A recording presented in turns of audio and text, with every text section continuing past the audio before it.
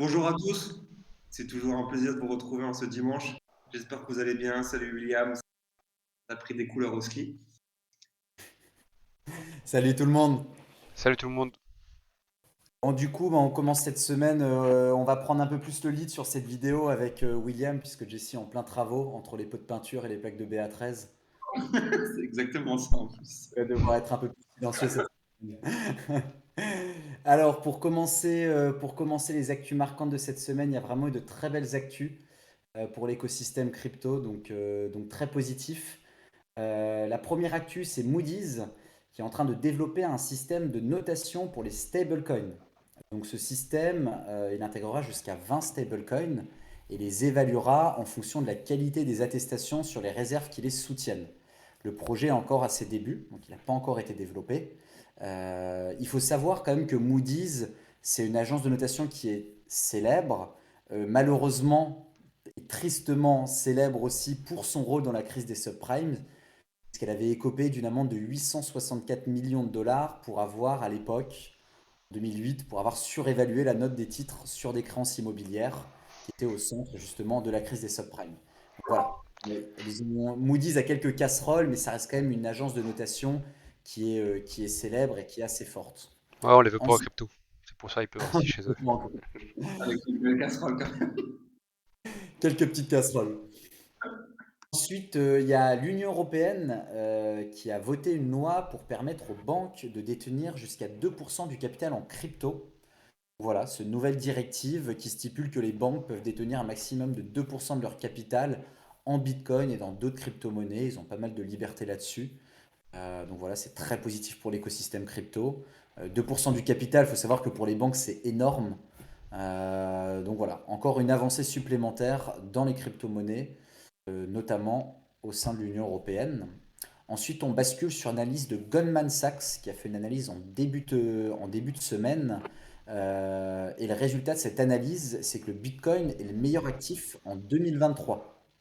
Donc, cette analyse de Goldman Sachs, elle est faite par rapport au ratio de Sharpe. Le ratio de Sharpe, pour ceux qui ne savent pas, ça a été inventé par un ancien prix Nobel de l'économie qui s'appelle William Sharpe et qui permet d'évaluer la performance d'un investissement en tenant compte du risque-prix.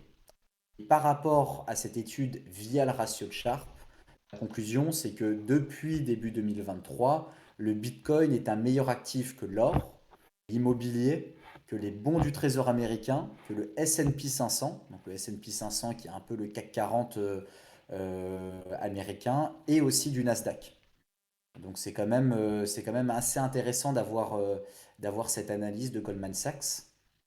Ensuite, on bascule toujours, on reste dans le domaine de la finance avec la banque suisse Cité Gestion, qui devient la première banque privée à tokeniser ses propres actions. Donc, elle a tokenisé ses parts sous forme de security token et qui sont émis sur la blockchain Ethereum. Et c'est ça qui est très intéressant, parce qu'en règle générale, les entreprises qui se lancent dans des projets blockchain, ils passent souvent par des réseaux privés, alors que là, la banque suisse Cité Gestion a décidé de passer par Ethereum. C'est une avancée importante pour les institutionnels dans l'écosystème crypto. Et puis voilà. Les avantages, non, j'ai oublié de parler quand même des avantages qui est quand même assez important. Donc cette évolution, donc le fait de tokeniser ces actions, ça va permettre de faciliter et d'accélérer les échanges et surtout de simplifier la traçabilité des fonds. C'est la blockchain, la transparence et toutes les autres avantages Pour moi, qui ont. c'est le futur, hein. C'est tokeniser en fait ses propres shares. C'est c'est un peu le futur de ce que va devenir de nombreuses sociétés, entreprises grâce à la crypto. On est encore un petit peu Complètement. tôt, mais il y a pas mal de blockchains qui se spécialisent là-dedans et on en reparlera par la suite. C'est ça exactement, puisque là, il faut savoir, comme tu le dis, hein, William, hein, je suis tout à fait d'accord avec toi, pour moi, c'est l'avenir. Là, c'est la première banque qui le fait, mais il faut savoir qu'il y a une entreprise qui a déjà fait au niveau de l'immobilier aux États-Unis qui s'appelle Realty et qui commence déjà à tokeniser l'immobilier. Donc voilà, ça commence de plus en plus à se démocratiser dans différents secteurs. Donc c'est vraiment intéressant. Tu C'est peux expliquer un petit peu le projet, comment est-ce qu'ils ont tokenisé le projet immobilier?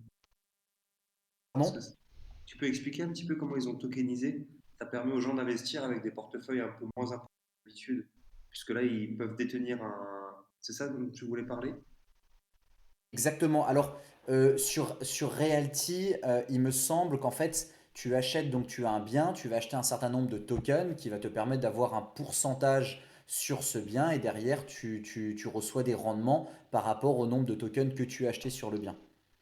En fait, les rendements sont quand même assez importants puisque le marché de Realty, en fait, ce qu'ils ont fait, c'est qu'ils ont acheté pas mal de biens immobiliers à Détroit. Pour ceux qui ne savent pas, à Détroit, il y a eu une énorme crise immobilière avec beaucoup de logements qui ont été laissés à l'abandon, ce qui fait que les prix de l'immobilier à l'achat ont fortement diminué, mais par contre, les loyers ont stagné. Et c'est pour ça que Realty arrive à proposer des salaires, si je dis pas de bêtises, c'est entre 8 à 10 à 8 à 12% par an.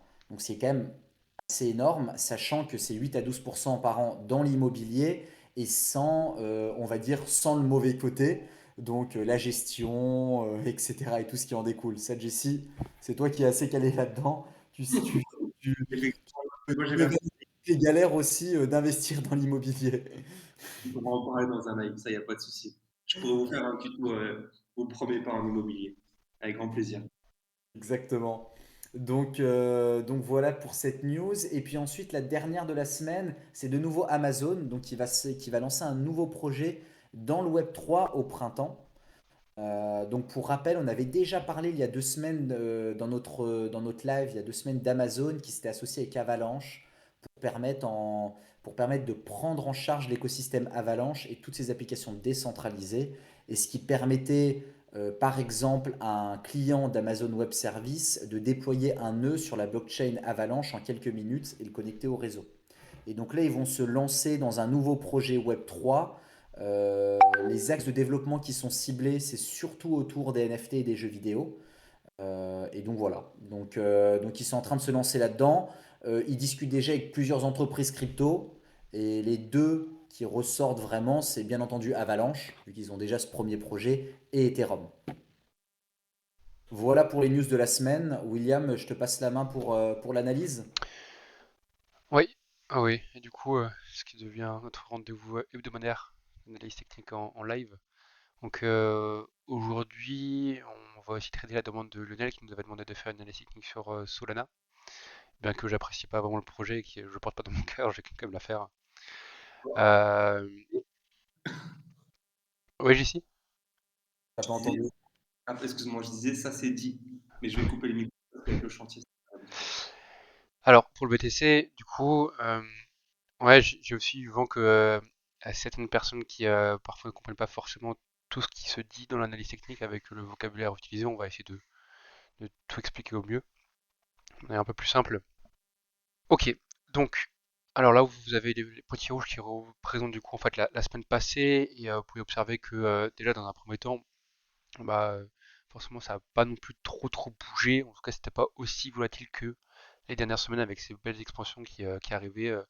Là, celle-ci, du coup, le samedi 14 janvier, celle-ci, c'était le vendredi en fin de séance des marchés, qui ont fait exploser en fait le Bitcoin à la hausse et qui ont permis un petit peu d'atteindre des niveaux qui n'étaient pas vus depuis un moment.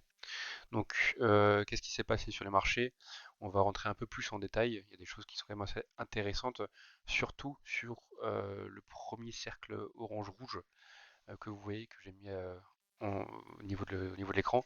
C'est-à-dire que sur l'ensemble du rectangle transparent blanc, on voit que on a une sorte de structure qui se dessine à peu près, c'est-à-dire que on est dans une structure de latéralité où il n'y a pas vraiment de réelle évolution en fait du prix du PTC, c'est-à-dire qu'il monte un petit peu, il descend un petit peu, il prend quelques pourcents, il en repère, il corrige un petit peu, mais pas grand-chose ne se passe.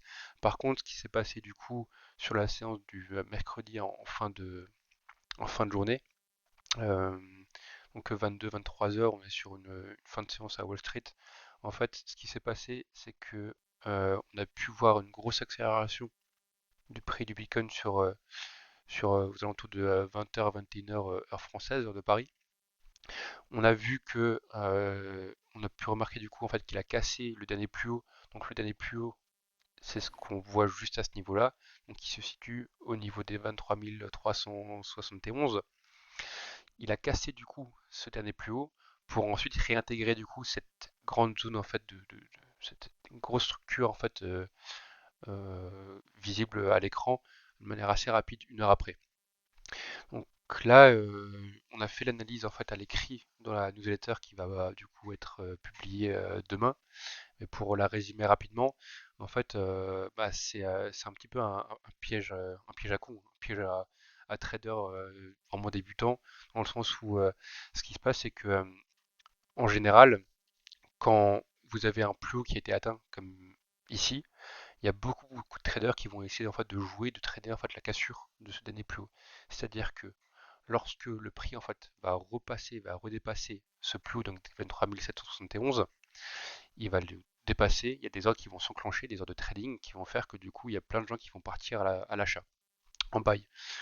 Et le simple fait qu'une heure après on se reprenne une bougie comme ça rouge baissière d'environ de moins 4%, ça les éjecte, ça les éjecte, plus techniquement on dit en fait ça les liquide, c'est-à-dire que à partir du moment où vous avez du coup le trade qui est enclenché, donc l'ordre d'achat qui est enclenché quand on dépasse cette zone-là, on a du coup en fait notre ordre de trading qui est en cours, et quand il est en cours, en général, ce que la plupart font, c'est qu'ils vont mettre en fait ce qu'on appelle un stop loss. Ok, et donc à partir de ce moment-là, en fait, bah forcément, on va du coup suivre un petit peu les stop loss des traders qui sont partis à l'achat suite à la cassure de ce dernier plus haut. Et le stop loss, eh ben, faut le voir un petit peu comme une sorte de sécurité, c'est-à-dire que quand vous faites un trade, vous allez mettre une sécurité. Et la sécurité, c'est si maintenant le prix redescend en dessous de, par exemple, on va dire ici de 23 000, et ben vous allez avoir en fait le trade qui va automatiquement s'annuler pour éviter d'avoir des pertes trop conséquentes pour le trader. Et ce genre de mouvement, haussier puis baissier, de manière très très rapide, fait que du coup en fait ça déclenche énormément d'ordres sur un laps de temps très court, et aussi bah forcément derrière et ben ça va en fait chasser en fait tous les stop loss. C'est vraiment en fait c'est le terme, c'est on chasse les stop loss. Donc derrière en fait vous avez les traders qui sont liquidés, et après bah, le marché il revient en fait nous dans cette phase de, comme dit au début, de latéralité qui ne progresse pas vraiment. On baisse un petit peu, on fait une petite frayeur et puis après on remonte, et bref on s'endort un peu quoi. Et là actuellement du coup bah, dimanche soir on est sur on est pas loin en fait du plus haut qui a été fait dans la session de cette semaine, et à voir ce que va faire le marché là d'ici ce soir, cette nuit, ou début de matinée de demain, en ouverture des marchés, pour voir si s'ils décident à repercer en fait le plafond, ou alors s'il va de nouveau en fait corriger un peu plus vers le bas. Ça, on peut pas savoir. Voilà pour le BTC. Un tour sur l'Ethereum, pas grand chose. Bon, là on remarque quand même que l'Ethereum est moins performant que le BTC, et que tous les yeux sont rivés sur le BTC. Ça se voit assez directement ici, et ça se voit aussi d'autant plus en fait sur la courbe ETH BTC que j'aime bien analyser, que j'ai aussi mise en fait dans la newsletter. Et plus on voit celle-ci en fait descendre vers le bas, plus ça veut dire que en fait le BTC gagne en fait de la puissance entre guillemets en fait par rapport à Ethereum. Donc si maintenant on voit Ethereum versus BTC augmenter, bah, en fait Ethereum va prendre la valeur par rapport à BTC. Donc voilà pour ça, voilà pour le BTC. Je pense que ça suffit pour cette semaine. On va faire encore un tour du côté de Solana pour l'analyse demandée par Lionel. Donc Solana, d'un point de vue fondamental, ça je vous laisserai aussi un petit peu maintenant faire vos recherches, mais c'est vrai que c'était quand même un projet très prometteur d'un point de vue gestion des nombres de transactions par seconde, extrêmement scalable, qui est dédié en fait à vraiment à des axes d'utilité d'une blockchain qui sont vraiment spécifiques, par exemple au trading, les transactions en fait extrêmement nombreuses en fait en très peu de temps. Et après bon, Solana j'ai jamais vraiment très apprécié. J'ai pas non plus en fait faire une heure de fonda sur Solana, mais j'ai jamais en fait vraiment très apprécié à cause de toutes les affinités, de tous les liens qu'ils avaient avec des hauts noms de la sphère crypto. Et je suis pas extrêmement fan non plus en fait lorsqu'il y a un marketing qui est extrêmement extrêmement agressif. Mais ce que j'ai vraiment pas apprécié sur le projet, c'est surtout par rapport en fait à la gestion du fameux trilemme des blockchains euh, qu'on qu'on a, qu'on a mis dans le cours sur le Bitcoin. Après, si vous êtes sur la newsletter, vous ne l'avez pas forcément. Mais si vous avez déjà vu en fait le cours sur la blockchain, vous avez déjà compris un peu ce que c'est le trilemme des blockchains. Et en fait, le fait est que si on vient favoriser le côté scalable d'une blockchain de manière extrêmement importante, forcément on va rogner sur la sécurité ou sur la décentralisation de la blockchain, ou alors les deux composantes. Et en l'occurrence, Solana, en termes de décentralisation, bien que il y a pas mal d'articles qui vont vous dire que oui, c'est décentralisé parce que il y a plein de nœuds, etc. Moi, je suis pas vraiment de cet avis-là. Et, c'est surtout parce que, en fait, la composante, les prérequis pour disposer en fait d'un nœud sur Solana, c'est d'avoir un PC qui tourne avec plus de 128 Go de RAM. Plus de 128 Go de RAM, par comparaison, pour un PC gamer, voilà, un bon PC gaming, il faut 16 Go de RAM, et encore c'est largement suffisant, mais vraiment très largement, entre 8 et 16. Donc je vous laisse en fait faire le calcul avec 128 Go, c'est vraiment énorme et c'est pas à la portée en fait des plus petites bourses. Donc ça veut dire que du coup en fait on réduit en fait le champ de possibilités pour les personnes qui souhaitent en fait ouvrir un nœud sur un nœud validateur sur Solana et je suis pas très fan avec ce genre de concept. Après il y a pas mal de liens qui ont explosé aussi au visage de Solana et au visage du grand public avec la chute de FTX récemment. C'est que bah, forcément Solana avait des liens très étroits avec Alameda. Alameda, en fait, cette entreprise crypto, ce fonds d'investissement en fait crypto qui était un petit peu partout dans tous les projets qui ont pumpé de manière extrêmement importante, brutale, avec un marketing extrêmement poussé, bah, type Solana. Euh, Bon, voilà, je vais pas m'étaler plus sur Solana, mais on va partir sur l'analyse technique. Et donc l'analyse technique, on voit que après le listing sur Binance qui s'est fait du coup là en fin 2020, on a eu on a un premier en fait bull run vraiment spécifique pour Solana, bon, qui était aussi de pair avec le marché crypto en général, hein. Donc ça monte, ça corrige, ce qui est logique, hein, c'est toujours la même chose, hein, la même dynamique de marché. On monte, on corrige, et ensuite, on est parti sur quelques semaines de folie, 5-6 semaines de folie. Donc là, on est sur du hebdomadaire, hein. Donc chaque bougie que vous voyez, c'est une semaine. Donc là, en l'espace de 1, 2, 3, 4, 5, 6, 7 semaines, donc en moins de 2 mois, on a pris 817%. Donc quasiment fois 8, fois 9 en 7 semaines. C'est absolument monstrueux. On corrige un petit peu.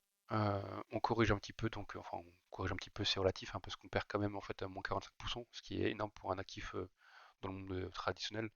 Mais en crypto, quand on perd 45% après avoir pris fois 9, on reste toujours sur des fois 4 de base. Et ensuite on vient rechercher du coup une dernière expansion haussière du prix du Solana pour ouais, culminer à plus de 259 le jeton. Et bon, à ce moment-là, il y a tout le monde qui était complètement à fond sur Solana. Je crois de mémoire, hein, j'ai pas vérifié, mais je crois que même Trump avait lancé une collection NFT sur Solana. Ou alors c'était sa femme. Comment elle s'appelle?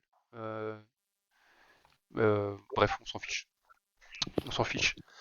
Euh, bon, bref, c'est pour dire qu'il y avait vraiment une grosse effervescence sur Solana et que c'était l'Ethereum killer et que du coup il fallait aller sur Solana, et qu'il fallait abandonner Ethereum, etc., etc.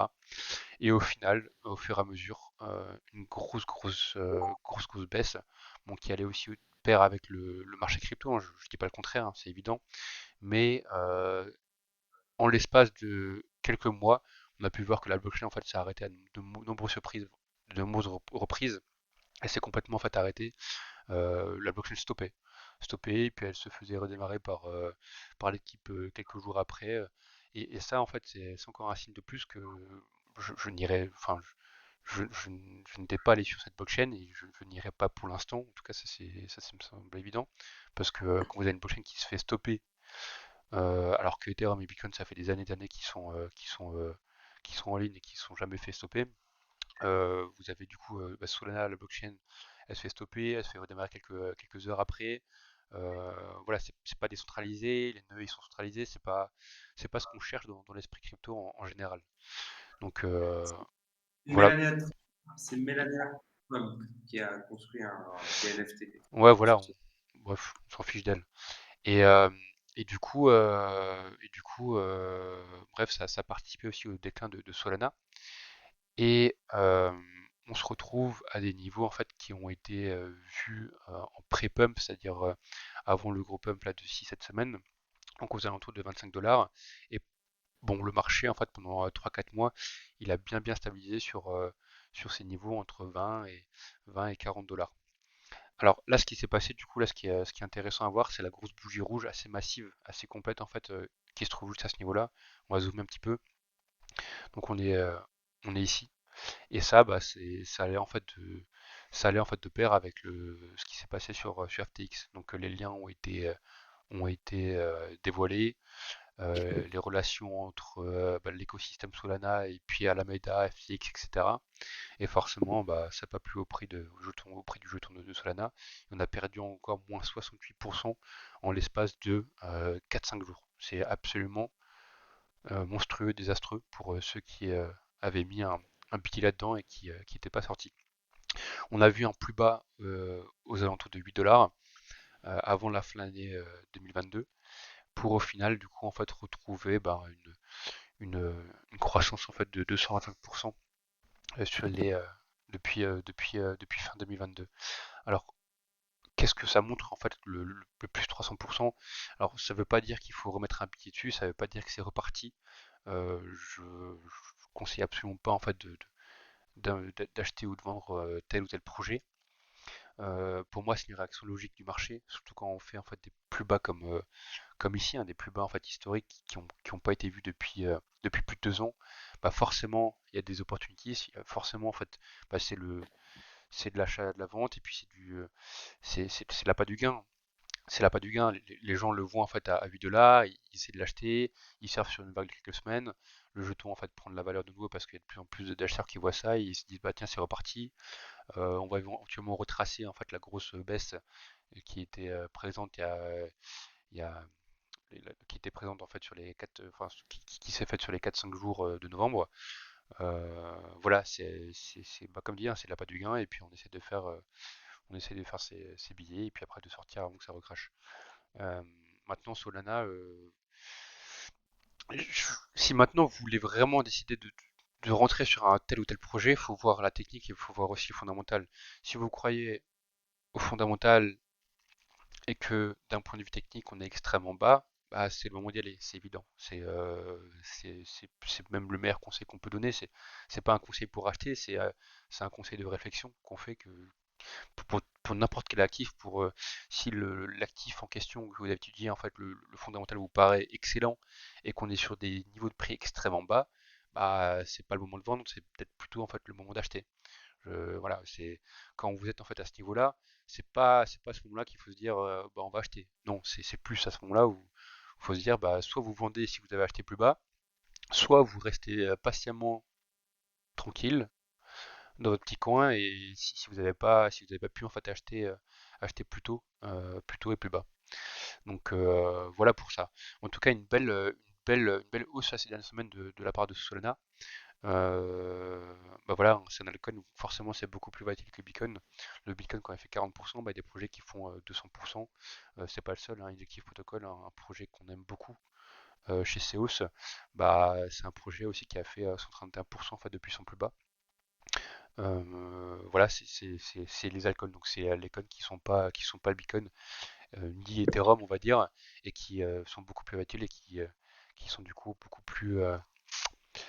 plus à risque aussi, hein, évidemment. Euh, voilà pour Solana. On va revenir dessus rapidement. Tac, hop. Voilà pour Solana. Quoi dire de plus sur Solana d'un point de vue technique? Encore une fois, attention à la correction. Après, ce que j'aime bien voir là sur le daily, donc c'est qu'à chaque fois en fait on a fait une petite correction, c'est-à-dire que En fait, on fait une expansion haussière, on corrige un petit peu, on fait l'expansion, on corrige, on fait une belle expansion, on recorrige, etc. Donc ça montre quand même une montée, une expansion reste assez saine de, d'un point de vue technique. Je préfère largement ça que se situer en fait sur des niveaux comme par exemple, attendez, je vais vous montrer un peu.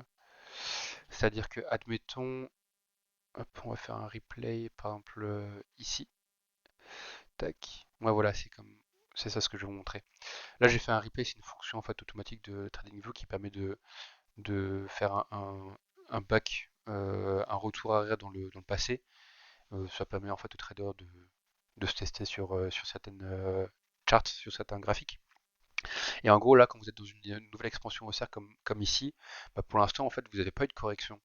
Donc, c'est vraiment pas conseillé en fait de rentrer sur le marché lorsque vous êtes sur un pic haussier sans correction. C'est-à-dire que, en général, ce que font les marchés, quasiment tout le temps, systématiquement, c'est que là, pardon, hop, sur le bon outil, voilà, ça monte, ça corrige, ça monte, ça corrige, ça monte, ça recorrige un peu, ça remonte. Et donc après, si vraiment vous voulez rentrer là-dedans, si vraiment, ce que je conseille absolument pas, mais, euh, mais voilà, si vraiment on veut rentrer en fait là-dessus, le mieux c'est juste d'attendre au moins une petite correction, un petit retracé en fait vers le bas avant de rebénéficier de l'éventuelle hausse qui pourrait avoir lieu. Mais voilà pour ça. Donc là, c'est de la situation en fait dans laquelle on était les jours auparavant, c'est-à-dire que à ce niveau-là, bah forcément vous allez pas en fait partir à l'achat directement sur la même journée. Attendez quand même le retracement, achetez ici, et puis après du coup vous attendez que ça reparte à la hausse. Mais voilà, c'est des conseils vraiment très basiques. C'est pas forcément évident quand vous avez la charte, quand vous avez les graphiques devant vous, mais, euh, mais voilà. Je pense que ça suffit pour aujourd'hui. On a vu assez de choses, c'est assez complet. J'espère pas trop compliqué. Non, c'était très clair, c'était même mieux, plus simple. Très bien. Ok, bon ben voilà pour ça, voilà pour le live. On se retrouve la semaine prochaine pour la suite des aventures du Bitcoin et voir un petit peu ce qu'il va faire. Surtout avec cette zone-là, pour l'instant stagne, il reste stagné en fait au niveau des 23 500. On verra s'il vient recorriger dans ce fameux rectangle euh, un petit peu léthargique où il se passe pas grand-chose. Ou alors s'il corrige beaucoup plus bas, ou alors s'il va remonter, refaire une belle expansion haussière comme il l'a montré sur les dernières semaines. Bonne soirée à tout le monde et passez une bonne semaine.